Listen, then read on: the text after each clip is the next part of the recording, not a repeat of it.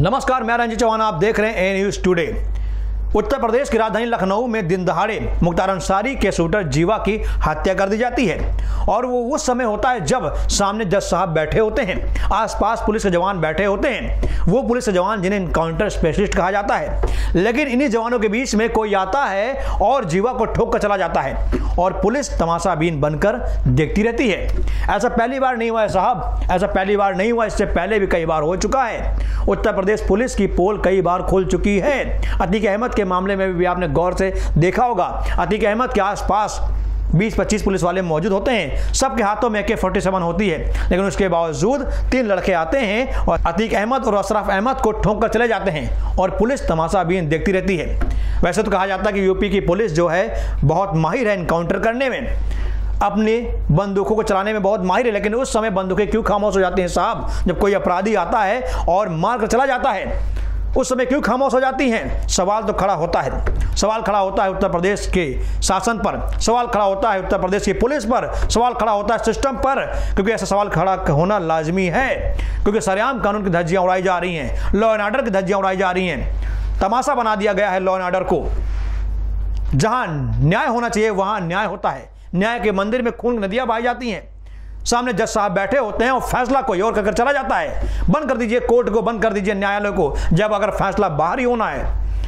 आज मैं गुस्सा इसलिए इस बात पर हूं क्योंकि गुस्सा होना लाजमी है। उत्तर प्रदेश में मुख्यमंत्री योगी की सरकार है और कहा जाता है कि योगी के राज में बदमाश, अपराधी, माफिया, गैंगस्टर कांपते हैं, कानून का राज कायम रहता है, लेकिन उसी योगी के राज में कानून की दिन दहाड़े धज्जियां उड़ा दी जाती हैं। मैं ये नहीं कहता हूं कि जीवा कोई महान आदमी था, संजीव जीवा कोई महान आदमी था, अपराधी था, लेकिन अपराधी को सजा कानून देगा, ना कि कोई बाहर वाला देगा। कोई बाहर वाला आके और किसी को ठोक के चला जाए, ये कानून की धज्जी उड़ाना है, इसे हम कानून की महानता नहीं कहेंगे। अगर संजीव जीवा अपराधी था तो कानून उसे फांसी की सजा देता तो एक बात स्वीकार था। अतीक अहमद माफिया था, उसे अगर कोर्ट रूम में जज साहब फांसी सुनाते तो वो जायज़ था, लेकिन पुलिस वालों के बीच में कोई अगर मार चला जाता है तो ये हमारे पुलिस की नाकामी है, हमारे पुलिस की नाकामी है साहब, हमारे सिस्टम की नाकामी है। मान लीजिए वो तो संजीव जीवा था, अपराधी था, अगर कोई चाहे तो किसी जज को भी ऐसे मार सकता है, क्योंकि जहां पर हत्या हुई वहां जज साहब मौजूद थे। कोर्ट में बड़े बड़े लोग जाते हैं, बड़े लोग आते हैं, और हमने देखा कि बीते 10-15 सालों में कचहरी कोर्टों में आए दिन हत्याएं होती हैं। चाहे आप पंजाब का केस ले लीजिए, चाहे अयोध्या बम ब्लास्ट ले लीजिए, चाहे लखनऊ का केस ले लीजिए, आए दिन कोर्ट रूम में बमबाजी होती है, खून खराबा होता है। जबकि आप जानते हैं कि कोर्ट रूम में या कोर्ट परिसर में तमाम पुलिस वाले मौजूद होते हैं, लेकिन पुलिस वालों की बंदूकें खामोश हो जाती हैं, पुलिस वालों की ट्रेनिंग बेकार हो जाती है। आखिर क्यों?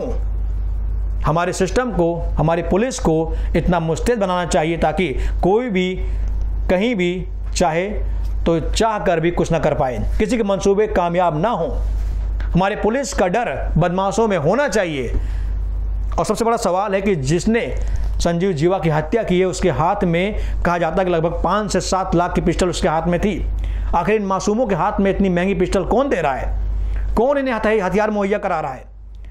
अतीक अहमद के केस में भी आपने देखा जिगेना पिस्टल जिसकी कीमत 5 से 6 लाख है, जो हिंदुस्तान में प्रतिबंधित है। कौन लाकर दे रहा है इनको पिस्टल? कौन इनको कारतूस मुहैया करा रहा है? कोई न कोई तो है साहब इस प्रदेश में जो अपराध को अंजाम दे रहा है, अपराध को बढ़ावा दे रहा है। हमारे देश में रॉ है, CBI है, ED है, CID है, इतनी जांच एजेंसियां हैं, आखिर कोई क्यों नहीं पता लगा पा रहा है कि इसके पीछे कौन है? मैं फिर से आप लोगों से निवेदन करता हूं कि आप लोग जनता जनार्दन हैं, आप ही लोग सरकार को चुनते हैं, सरकार को हटाते हैं, बनाते हैं, बिगाड़ते हैं।